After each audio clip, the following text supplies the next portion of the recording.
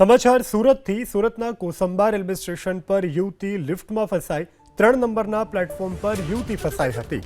યુવતી કામ પતાવી ઘરે જતી વખતે લિફ્ટમાં ફસાઈ। ટેકનિકલ ખામી સર્જાતા યુવતી અધવચ્ચે લિફ્ટમાં ફસાઈ। યુવતીએ લિફ્ટની અંદર લખેલા ઇમરજન્સી નંબર પર કર્યો સંપર્ક।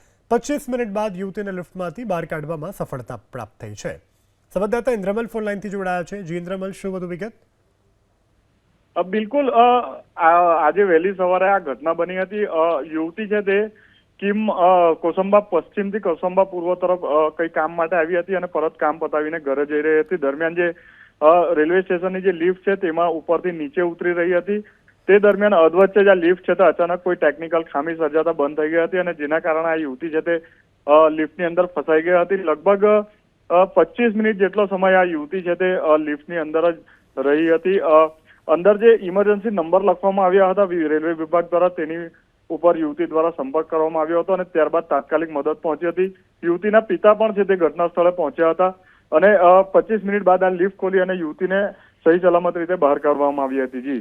જી ઇન્દ્રમલ, સમગ્ર જાણકારી બદલ આભાર।